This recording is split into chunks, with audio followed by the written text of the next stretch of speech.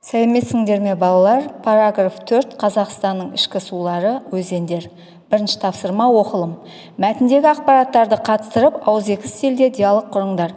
Тілдік ерекшеліктерін салыстырыңдар.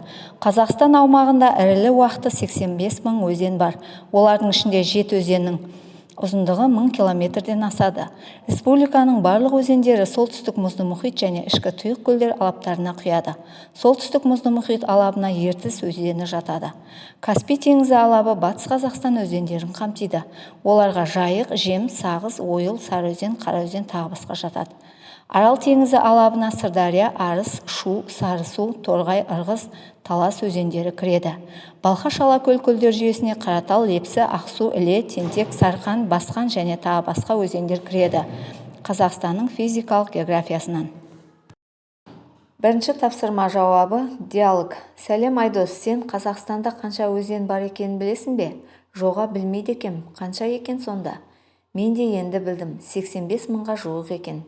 Қойе, сонша көп деп ойламаппын. Солай досым, рас айтам, Қазақстан табиғаты тамаша ғой. Ата-бабамыз осындай ұлан асыр жерді біздерге аманат етіп кеткен екен. Иә, оның рас, олар өте батыл, ержүрек болған екен. Тілдік бағдар. Жалпылау есімдігі жалпылау жинақтау мағыналарын білдіретін есімдіктің түрі. Олар барлық, бәрі, бар, бүтін, күллі, барша, тегіс, бүкіл тағы басқа. Мысалы, барлығы естіді, балалар түгел келді, үй іші тегіс күліп жіберді. Баршаңызға көп рахмет, бар білгенімді үйреттім. Екінші тапсырма, жалпылау есімдіктерін қолданып, оқылым мәтіннен 5 сөйлем жазыңдар. Жауабы, Қазақстандағы барлық ірілі ұсақты көлдерді қосқанда 85 мың өзен бар. Олардың ішіндегі 7 өзеннің барлығының ұзындығы 1000 километрден асады. Жайық, Жем, Сағыз, Ойыл, Сарыөзендер барлығы Каспий теңізі алабына кіреді. Арал теңізі алабына барлығын қосқанда 8 өзен кіреді.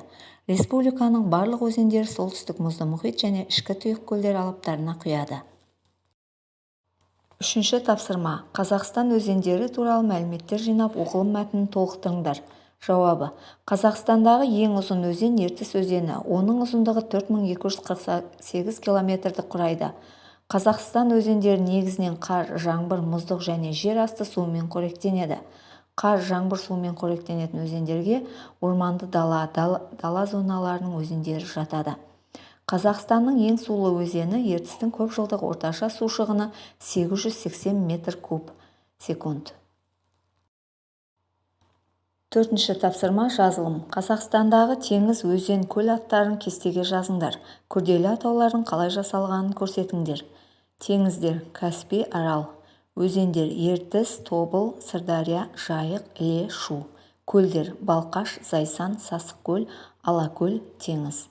Мұнда күрделі атауларға Сырдария, Сасықкөл және Алакөл жатады. Бұлар біріккен сөздер.